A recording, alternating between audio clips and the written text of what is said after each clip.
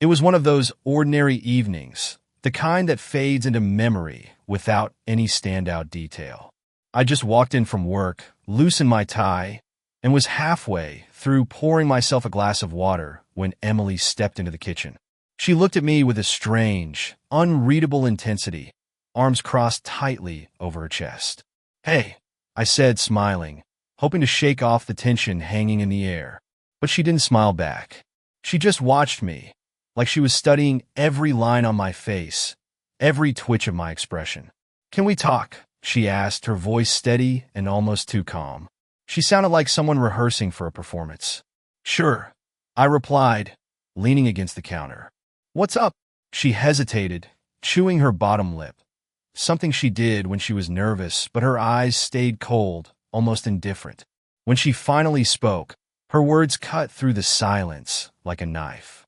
"I don't love you anymore, Daniel," she said, each word crisp, like she'd practiced them over and over until they didn't feel real to her anymore. I blinked, searching her face for some sign of hesitation, for something that would give away the lie. But there was nothing there, just a hard, flat stare. "Wait, what?" I managed to choke out, my voice barely more than a whisper. "Emily, what are you talking about?" She didn't flinch.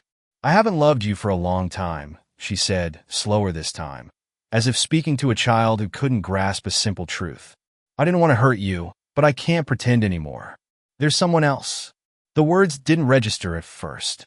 I stood there, dumbfounded, every muscle in my body frozen. "Someone else? Emily who?" There was a flicker of something in her eyes, guilt maybe, but it faded as quickly as it appeared. She took a deep breath, steadying herself, and said, "It's Michael, my boss." I could feel the world around me splintering, every comfortable assumption about my life shattering into tiny, jagged pieces. Michael, the man I saw nearly every day, the man I'd worked beside, laughed with, trusted. My boss, the man I confided in, the man who had gone out of his way to offer me a raise just a few months ago. "Michael, I'm sorry," Emily murmured, her words hollow, lacking even a trace of sincerity. She wasn't apologizing. She was explaining, justifying. "I wanted to tell you sooner, but I didn't know how. We didn't mean for this to happen." The past tense stung. We didn't mean for this to happen. They'd crossed lines long ago. That word, "we," made me feel like an outsider in my own marriage, like they'd been in this secret world all their own, leaving me to play the fool. I couldn't stop the questions. "How long?" I asked, though the answer wouldn't change a thing. I just needed to know how deeply I'd been deceived. "Months," she admitted. "I didn't want to hurt you, Daniel, but I couldn't keep lying. I haven't felt anything for you in a long time." I felt a sick kind of emptiness open up inside me, a hollow pit where everything I'd thought was solid, real, dependable had just dissolved into dust. I wanted to shout, scream, throw something, anything to make her feel even a fraction of the pain she just plunged me into. But I couldn't move, couldn't find the strength to do anything but stare at her, my mind spiraling with disbelief and a growing, cold anger. And then, as if nothing were out of the ordinary, she added, "I'll move out tomorrow. I already have a place lined up." A place lined up? She'd planned this out, calculated every detail. I wasn't a husband to her anymore. I was an inconvenience, a hurdle she'd already cleared in her mind. My hands clenched into fists, nails digging into my palms. I could barely speak through the bitterness. "So, that's it?" I asked, my voice hoarse. "You walk out, and I'm just supposed to accept this?" She looked away, exhaling slowly. "I don't expect you to understand, Daniel. I just needed to be honest." Honest. The irony was so thick I almost laughed. She was tearing my life apart with the word honesty. I wanted to demand she leave right then, wanted to yell, accuse, anything to match the pain I was feeling. But I just watched her as she turned and left the kitchen, leaving me standing alone in a silence that felt colder than anything I'd ever known.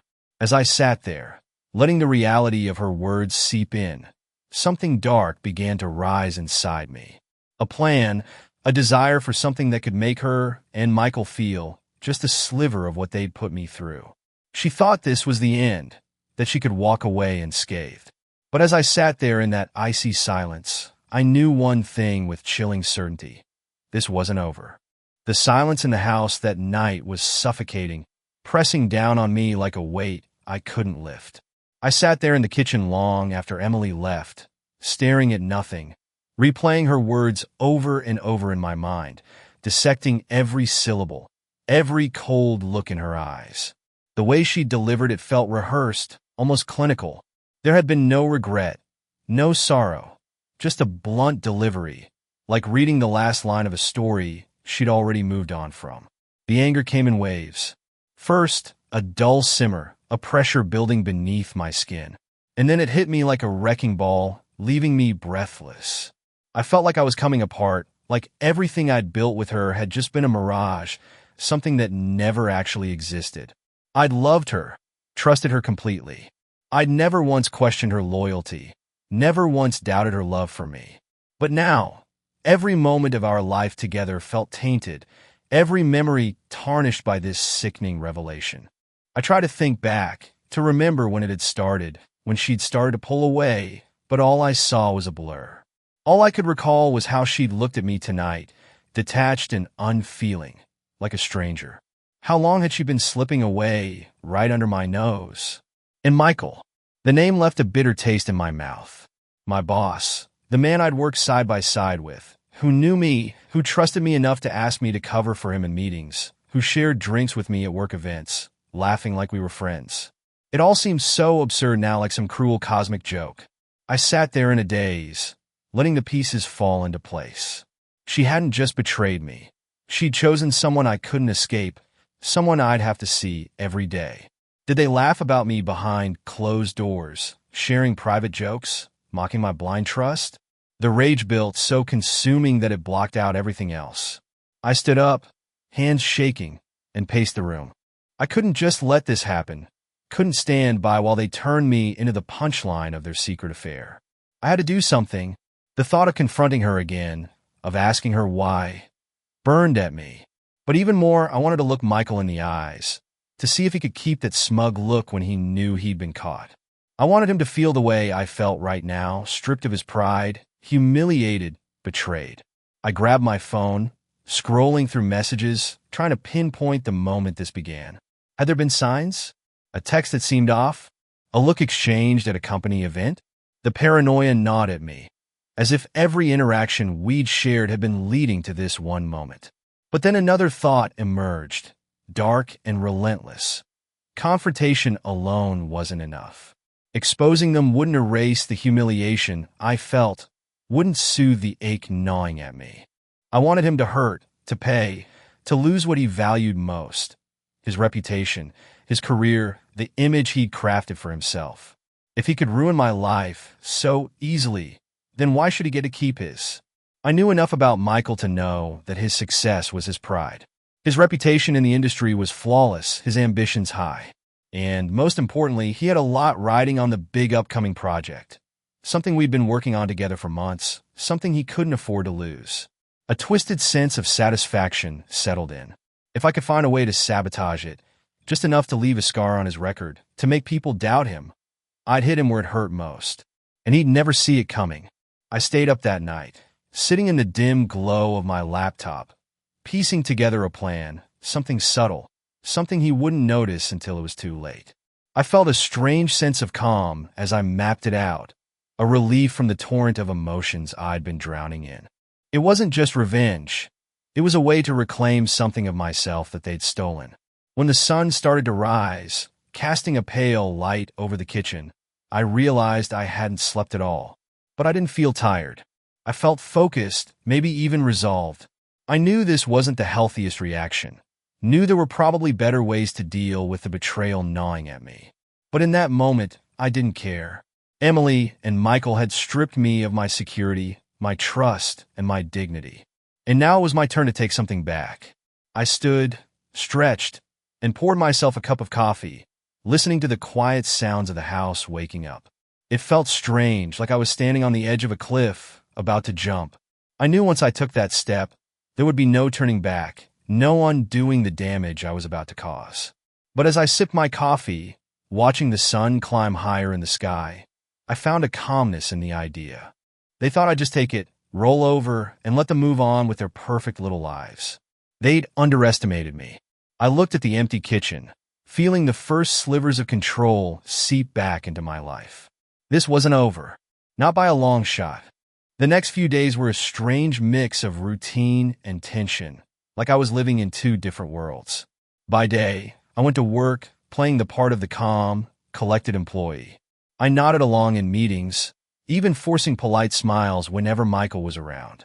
But beneath the surface, everything was shifting, a careful plot taking shape that only I could see. Michael was a creature of habit, predictable in his routine. He'd stay late most nights, working on the final touches for the biggest client project of the year. I knew the stakes were high. This project could make or break his reputation with the firm's partners. If I could sabotage it subtly, just enough to leave a stain on his name, it would be all the sweeter knowing he'd never see it coming. I waited for the perfect moment, biding my time and keeping up appearances. My first step was to make myself indispensable to him. I volunteered for extra assignments, took on tasks he didn't want to deal with. It gave me access to files and documents most people wouldn't see, all while feeding his inflated sense of control over me. Ironic, really, he thought I was the fool. The opportunity finally came one evening when he asked me to review some critical financials he'd been preparing. "Just give it a once-over," he'd said, sliding the files across his desk with a confident grin, like he was bestowing a gift. He didn't realize that in that moment, he was handing me the key to his downfall. Later that night, when the office was empty, I settled into my chair and opened his files. I could feel my pulse steadying, a chilling clarity descending over me. It was a strange sensation, like I was stepping outside myself, watching as I carefully went through his spreadsheets, leaving subtle inconsistencies and errors, just enough to raise eyebrows, to trigger a chain reaction. By the time I was done, it was practically invisible to an untrained eye, but in a project of this size, even minor mistakes would create ripple effects. It would appear sloppy, careless, and worst of all, untrustworthy. When I finally pushed away from my desk, the office was dark and silent.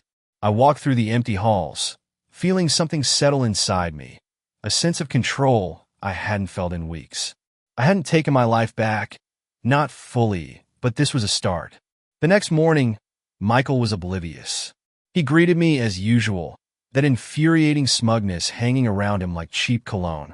I could barely stand to look at him, but I forced myself to smile, to play my part. It was almost laughable. He genuinely thought I was still the same person, still the loyal, dependable Daniel who would do anything to help his boss. He didn't see that I'd changed, that the pieces of me he'd broken had sharpened into something cold and cutting. A few days later, whispers began to circulate around the office. I caught snippets here and there, something about the project, potential red flags. Michael's face grew tense, the confidence slipping from his eyes little by little. He began staying even later, poring over his notes and spreadsheets, trying to find the root of the problem. But he wouldn't find it. Every error, every misplaced decimal, was perfectly hidden, subtle enough to look like his own oversight. One night, as I was leaving, I saw him sitting at his desk, brow furrowed, staring at his screen with the weight of someone realizing their grip on control was slipping. It took everything I had to keep a straight face, to suppress the dark satisfaction curling in my chest. He looked up and gave me a weak nod, muttering something about needing a fresh set of eyes on the project. "Of course," I replied, keeping my tone neutral, helpful, as if I didn't know exactly what was causing his sleepless nights. He had no idea that the person he was trusting to help was the same one orchestrating his downfall. Emily, meanwhile, was silent. She'd moved out, left her keys on the table without another word. I half expected her to reach out, maybe to make amends, to see if I was okay. But days turned into weeks, and there was nothing. She'd washed her hands of me entirely, moved on with Michael, as though I were a chapter in her life she didn't need to revisit. The realization stung, but it also steeled me. If they thought I'd fade into the background, they were mistaken. One morning, Michael called me into his office. He looked exhausted, shadows deepening under his eyes, and for a moment, I almost felt a pang of pity. Almost. Daniel, he began, voice low. I know things have been complicated between us, and I know you know about Emily. But I still value your work, and I just want to say, I appreciate how professional you've been. Professional. The word hung in the air, and I nearly laughed at the absurdity of it. Here he was praising my loyalty, my professionalism, while I quietly dismantled his career. He had no idea how close to the edge he was standing. I nodded, holding his gaze, and said, Of course, Michael. I'm just here to do my job. He smiled, but there was unease in his eyes. He sensed something was wrong, but didn't know where to look or whom to trust. And in that moment, I realized I'd already won. He was slipping, teetering on the brink, and all I had to do was wait for him to fall. Michael's unraveling was a sight to behold. Over the next few weeks, he transformed from the confident boss everyone admired to a jittery, distracted shadow of himself. I watched him fumble through meetings, struggle to explain why key numbers weren't adding up, and attempt, in vain, to salvage the project. Each day, the weight of the mistakes I'd left buried in his files grew heavier on him. The more he tried to fix things, the deeper he seemed to sink. It was like watching a slow-motion collapse, each crack spreading until his entire foundation was close to crumbling. And he had no idea that every misstep, every flaw, had been planted by me. I kept my own demeanor carefully neutral, helpful even. I'd offer to stay late, to double-check his work or rerun his numbers, giving him just enough reassurance to keep him from suspecting me. If anything, he began to rely on me more. His desperation was palpable, and he clung to my support like it was a lifeline. Irony had never tasted so sweet. One evening, I walked past his office and heard him on the phone. The door was cracked open, and his voice was low, tinged with frustration and panic. No, I can't explain it, he was saying. Everything's going wrong, and I don't know where it started. He paused, breathing heavily. Look, just give me a few more days, okay? I can fix this. I smirked. He was slipping, trying to hold on to a sense of control that was steadily eroding. And for the first time in weeks, I felt a strange sense of peace. Emily had left without looking back, and Michael was a mess. Watching them both struggle was healing in a dark, twisted way, my own form of closure. The next day, everything came to a head. A meeting was called by the board to review the project's progress. Michael looked like he hadn't slept in days, eyes bloodshot and suit slightly wrinkled. The room was tense, filled with executives who were already whispering about inconsistencies and budget overruns.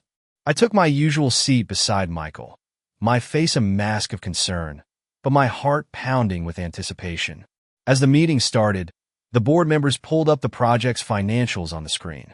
I watched as they examined the tangled mess of figures, seeing the confusion and frustration grow on their faces. They fired question after question at Michael, each one laced with suspicion, each one piercing through his feeble explanations. Michael, one of the senior executives said, voice cold, "We trusted you to handle this project. How do you explain these errors?" Michael stammered, his face pale. "I don't know how this happened. We've been double-checking everything." He glanced at me, as if hoping for backup, but I kept my expression neutral, letting him twist in the spotlight. The executives continued pressing, not satisfied with his answers. I could see the judgment in their eyes, the way they leaned back in their chairs, waiting for him to stumble. They were practically salivating at the scent of weakness. Finally, one of them sighed and shook his head. "This project has cost us more than it's worth. Michael, I think it's best if you step down from leading it. We'll assign someone else to oversee the completion." The room fell silent. Michael's face blanched as he realized the gravity of what they were saying. His entire career had been riding on this project, and now they were pulling it out from under him, just as I'd planned.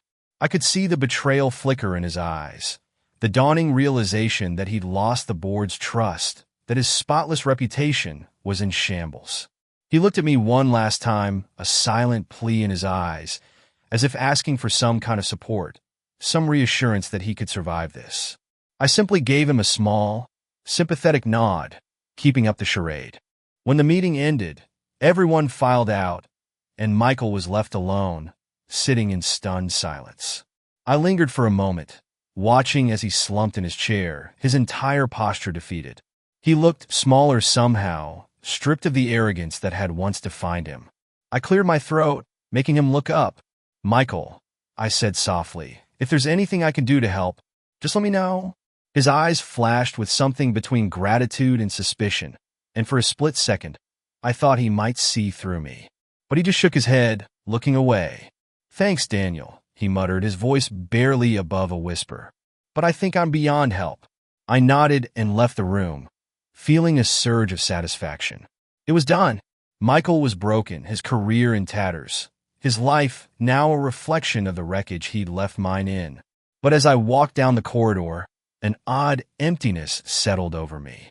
I'd imagined this moment 100 times, imagined it would feel like victory, like vindication.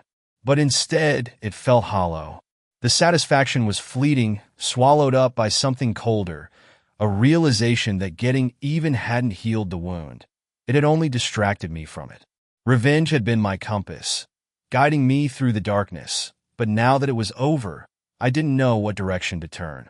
That night, alone in my empty house, I finally allowed myself to feel the sadness, the betrayal, the loss I'd been running from. Emily was gone, my marriage was over, and the life I'd built had crumbled. I'd avenged the pain, yes, but the scar it left was still raw, still aching. And as I sat in the quiet, I wondered if maybe, just maybe, the cost of my revenge had been more than I'd bargained for. The days that followed felt strangely anticlimactic. I'd imagined that taking Michael down would feel like a victory, like crossing a finish line. But instead, it felt more like the end of a long, empty road.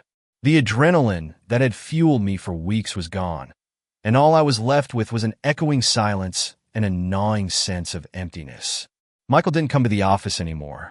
Word spread quickly that he'd been reassigned to a smaller branch in another state, a polite way of saying he'd been demoted to the corporate equivalent of exile.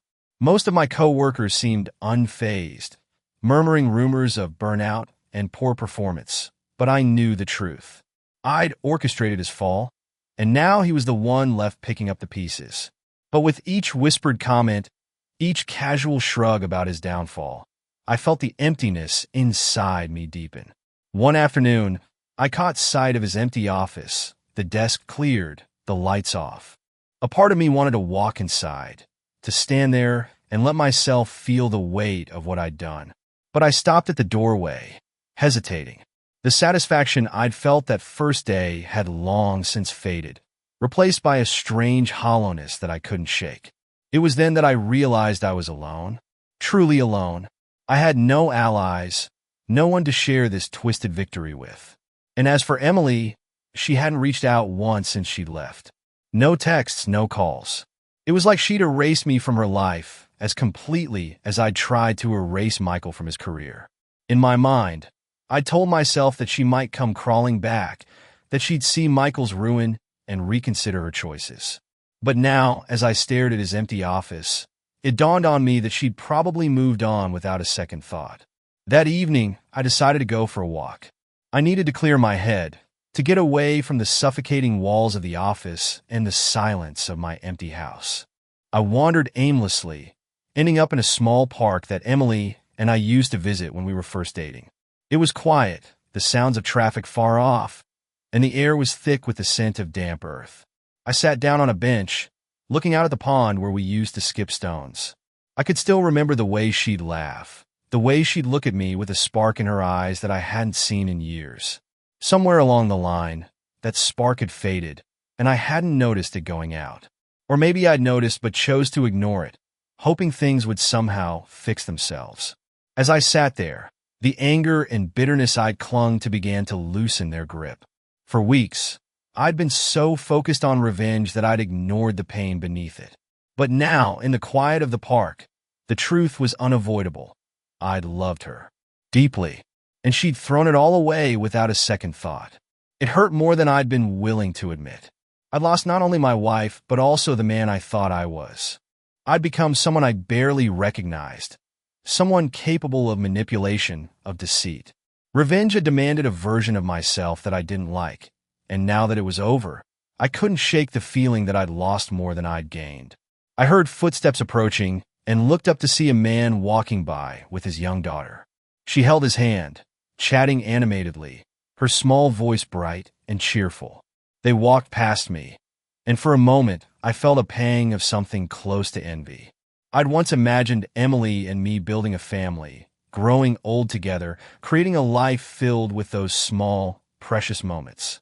But that dream was gone now, shattered by betrayal and buried under the weight of vengeance. For the first time since she'd left, I felt something different, a quiet acceptance, maybe even a flicker of forgiveness, though not for her. It was for myself. I'd been blindsided, hurt beyond reason, and I'd done what I thought I needed to do to survive. But I didn't want to live in that darkness anymore. I didn't want to be consumed by the bitterness that had eaten away at me for so long. The man and his daughter disappeared down the path, their laughter fading into the evening air, leaving me alone once more. But this time the solitude felt different. I wasn't holding on to the anger anymore. It was just quiet. When I finally stood up to leave, I felt lighter, as if I'd left something behind on that bench. I didn't know what came next. There was no road map for starting over, no manual for rebuilding after your life had been torn apart. But maybe that was okay. Maybe starting over meant letting go of the need for a plan, for revenge, for answers I'd never get. As I walked back toward home, I realized I hadn't truly let myself think about what I wanted for my own future. For so long, I'd been focused on Emily and Michael, on the damage they'd done.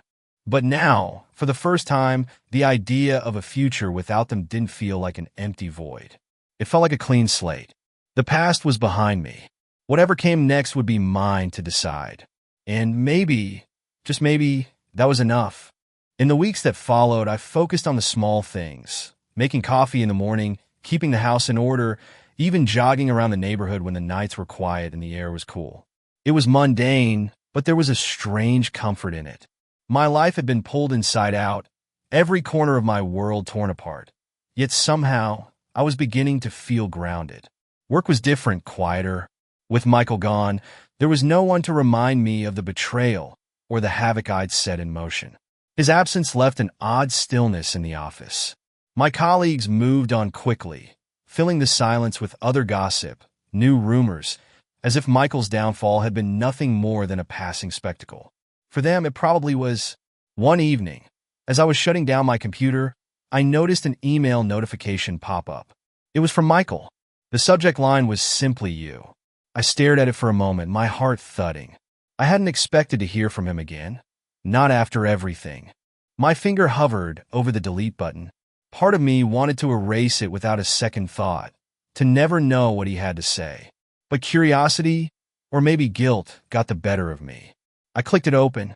Daniel, I don't know if you'll read this, but I need to say it anyway. I've had time to reflect on everything that's happened.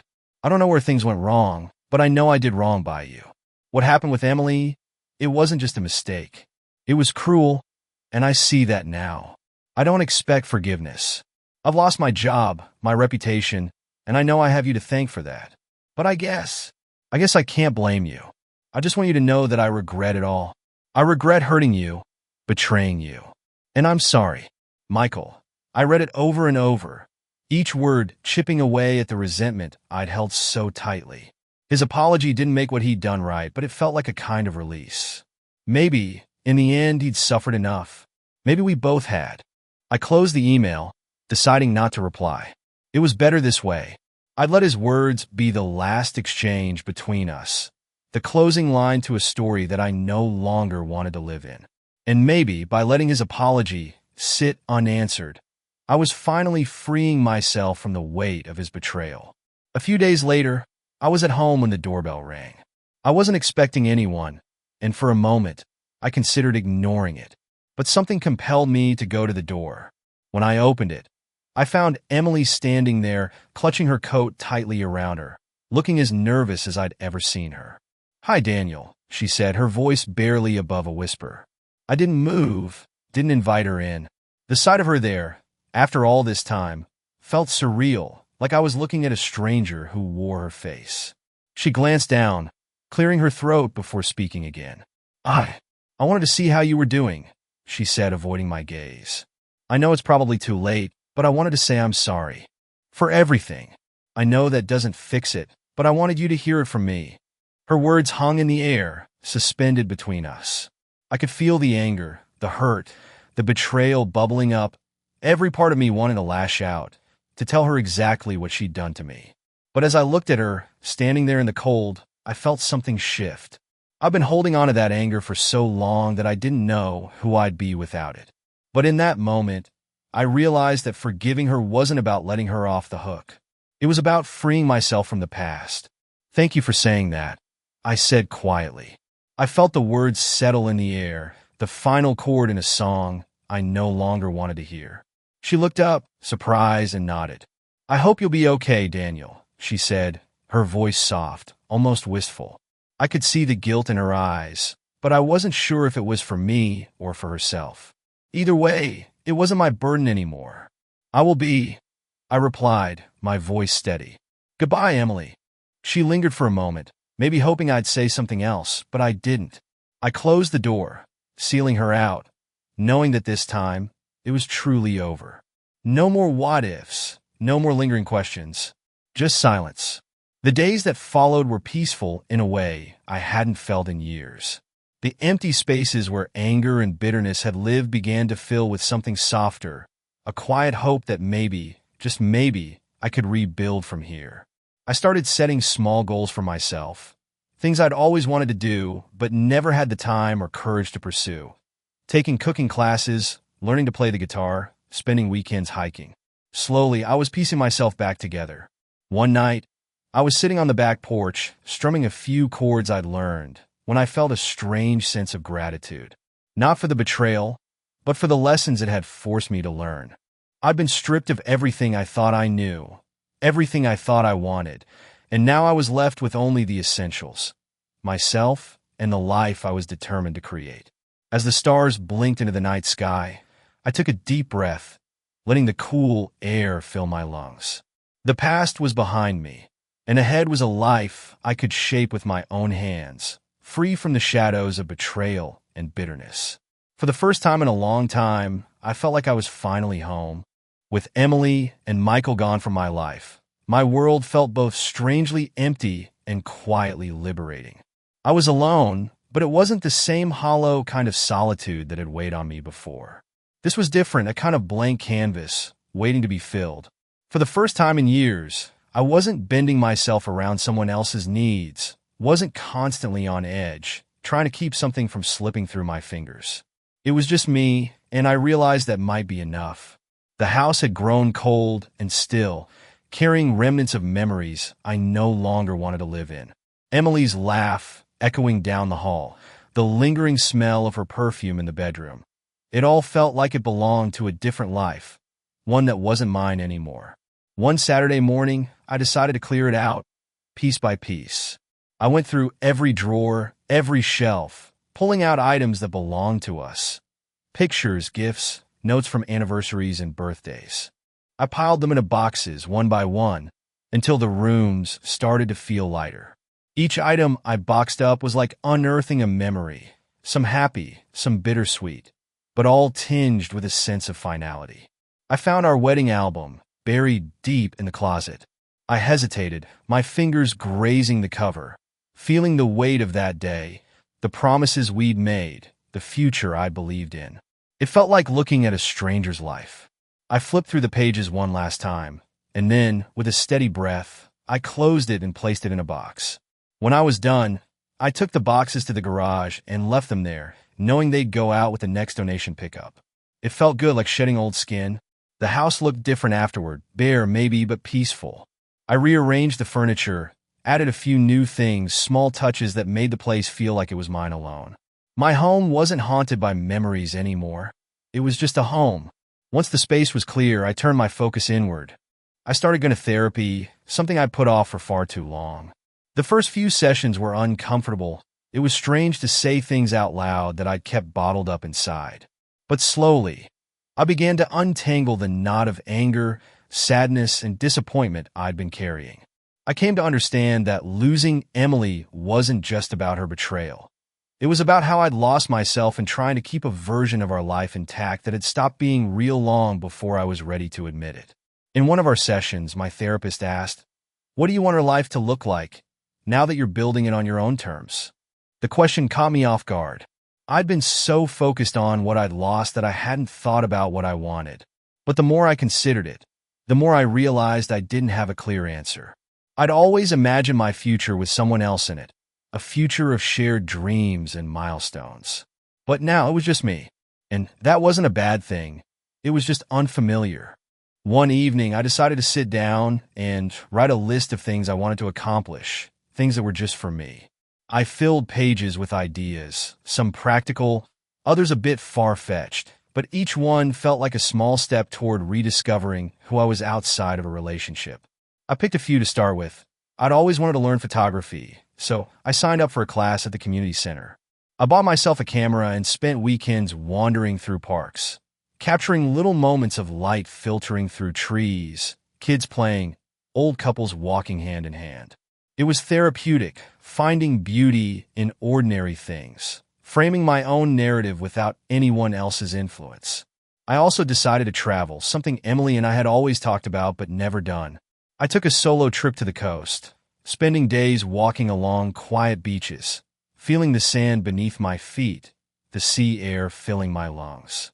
There was something powerful about being alone, seeing new places, new horizons, with no one's expectations but my own. For the first time, I felt like I was starting to come back to life.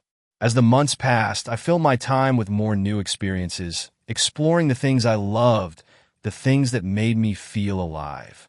I got into cooking, learning new recipes, enjoying the simple pleasure of a good meal made from scratch.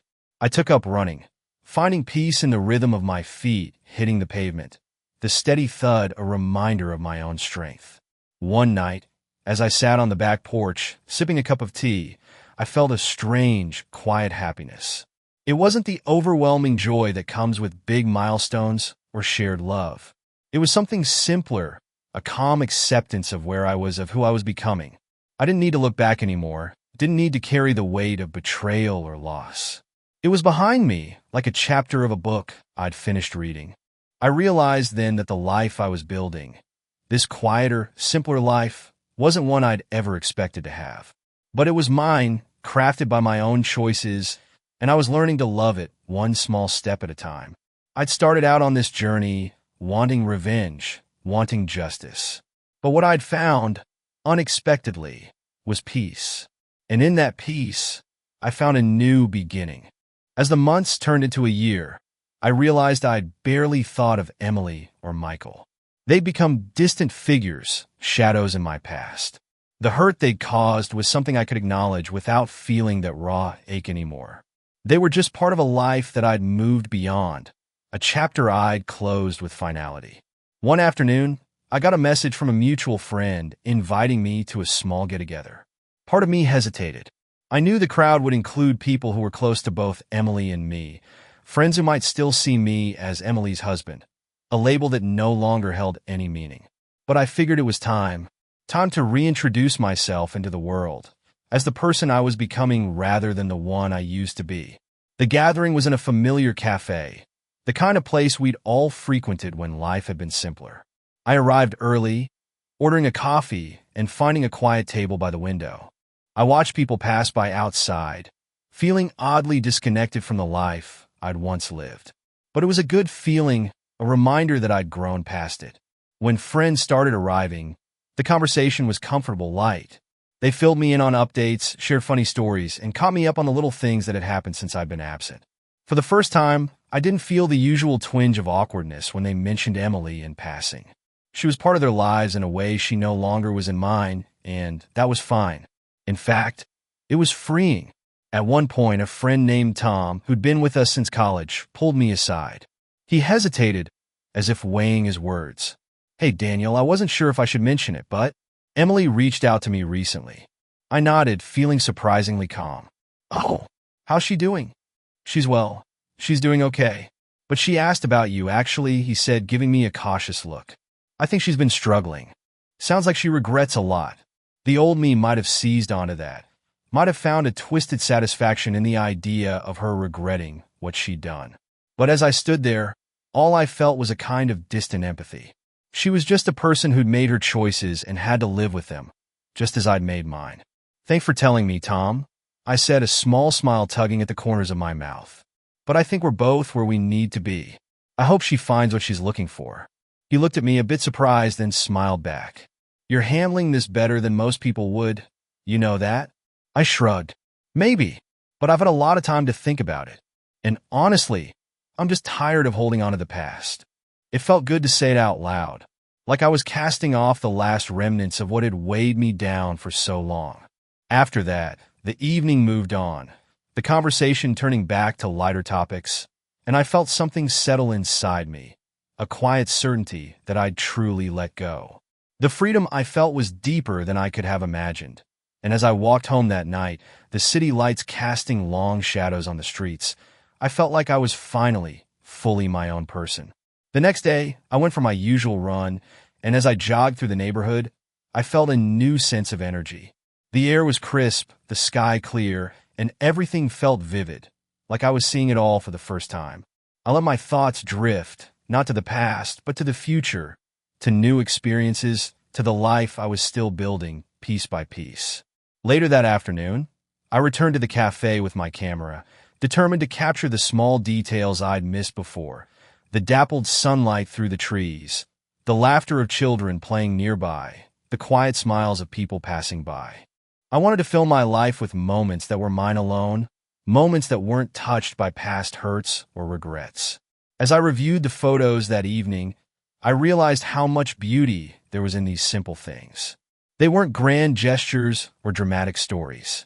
They were fleeting, ordinary snapshots, but each one felt profound, like proof of the life I'd reclaimed for myself. A few weeks later, I finally donated the boxes I'd kept in the garage, remnants of a life I'd left behind. There was no ceremony, no sadness, just a quiet satisfaction as I handed them over and watched them disappear. It felt like closing the book once and for all. That night, I sat on my porch again, feeling the calm weight of a journey finally completed. I was no longer just someone recovering from betrayal, nor was I someone driven by revenge or anger.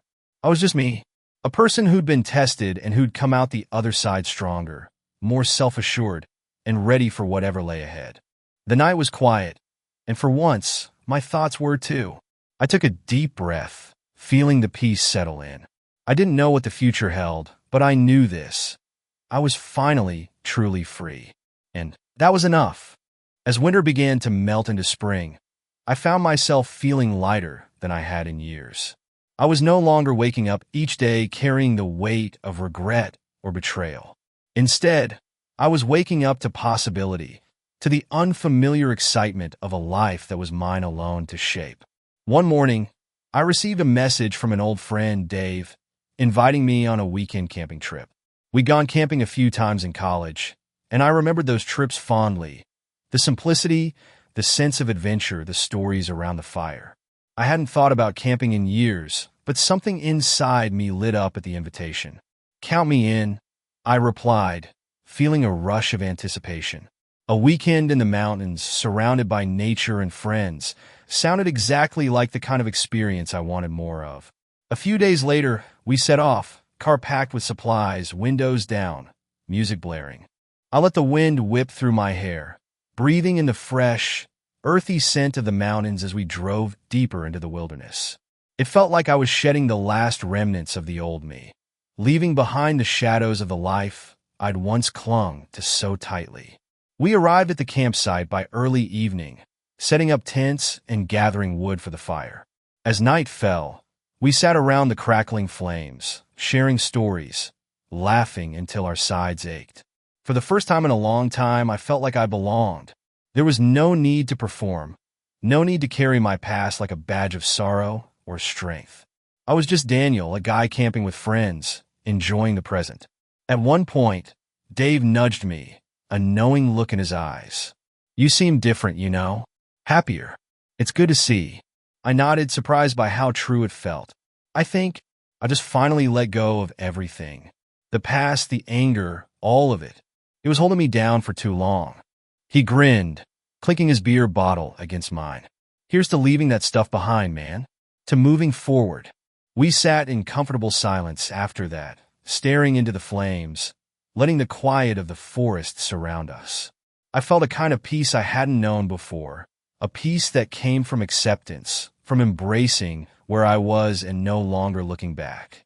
The next morning, I woke early, the sun just starting to peek over the trees.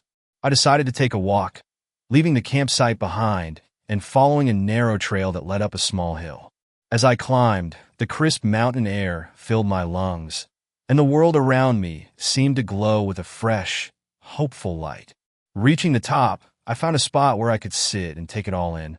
The view was stunning, forest stretching out as far as I could see, mountains rising like silent guardians in the distance. As I sat there, I felt a strange but welcome sense of clarity. In that moment, I knew I'd done the right thing by letting go. I realized I didn't need the people who had hurt me to understand or apologize. I didn't need validation from anyone else. I'd finally found something far more valuable, a sense of wholeness, a self-worth rooted in who I was now, not in the people or the past I'd lost. After a while, I made my way back to the campsite, feeling renewed, like I'd left a part of myself behind on that hilltop, a part that no longer served me. When we packed up and drove home that evening, I felt a quiet gratitude for the friends who'd helped me rediscover parts of myself I'd forgotten. They didn't need to know every detail of what I'd been through. Their company was enough. It reminded me that life could be full of simple joys, moments of connection that didn't require explanations. Over the next few weeks, I dove deeper into the things that brought me peace. I spent more time outdoors, hiking and exploring nearby trails. I signed up for more classes, met new people, and even joined a photography group that hosted outings. Life felt expansive, full of new faces and places, and each day felt like a new page in a story I was finally excited to write. One evening, I attended an art show with a woman from the photography group named Claire. We wandered the gallery, discussing the paintings, our shared love of photography, and our favorite places to visit in the city. Her laugh was infectious, and I found myself drawn to her easygoing nature, the way she saw beauty in the smallest details. When we stepped outside, she looked up at the stars, her breath visible in the cool night air. "Isn't it amazing how much the sky holds?" she mused, her eyes bright. I nodded, feeling a strange sense of wonder myself. "Yeah, I used to miss a lot of it, the little things. But now, I don't want to miss any of it." She smiled, and we stood there in comfortable silence, sharing the quiet beauty of the moment. For the first time since everything had fallen apart, I felt open to the idea of someone new, open to a future that didn't feel defined by what had happened before. As I walked home that night, I realized that my heart felt lighter, ready to let in new experiences, maybe even new people. I no longer felt haunted by the past or defined by my pain. Instead, I felt like I was just beginning a life marked not by loss, but by resilience, growth, and a deep appreciation for the little things. The road ahead was still unknown, and there would be challenges, but I was no longer afraid of them. I had found my strength, my peace, and my ability to rebuild. For the first time, the future felt like something I could embrace. And that was enough. Spring settled fully over the city, bringing with it a sense of renewal that felt mirrored in my own life. I was no longer counting days or marking time as before or after. Each morning, I woke up with a kind of calm I hadn't felt in years, a quiet anticipation for whatever the day might bring. It wasn't dramatic or sweeping. It was simply a gentle, persistent happiness. And after everything, that felt profound. Claire and I started spending more time together, joining the photography group for meetups, grabbing coffee afterward, and sharing stories about our lives. She had an openness, a way of listening that made me feel seen in a way I hadn't expected. There were no games, no guarded silences, just an easy companionship that had grown naturally between us. We didn't talk about the past much. She knew some of it, of course, but I realized I didn't feel the need to explain every detail. She saw me for who I was now, and that was enough. One evening, She invited me to a small dinner with some friends at her apartment. It was a warm, inviting space, filled with photos and artwork that she'd collected over the years. The evening was simple, filled with laughter and good food, the kind of gathering that felt both effortless and comforting.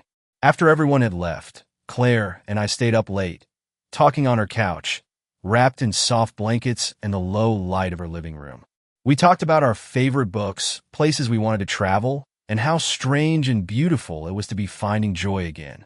At one point, she reached over and took my hand, her gaze steady. "I'm glad you're here, Daniel," she said softly.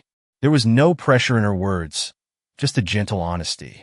"Me too," I replied, feeling warmth spread through me. In that moment, I realized that I didn't need to know where this was going. I was finally okay with simply enjoying it, letting things unfold naturally. Over the next few weeks, life continued to grow in quiet, unexpected ways. I found myself filling my days with purpose, even starting to take on small photography gigs on weekends. I'd never thought about turning my hobby into anything serious, but when a local coffee shop asked if I'd be interested in displaying some of my photos, I took the leap. Seeing my work on the walls, watching people stop to look at the images I'd captured, filled me with a kind of pride I hadn't felt in years. It was a reminder that there was still so much of life to explore, still so many possibilities.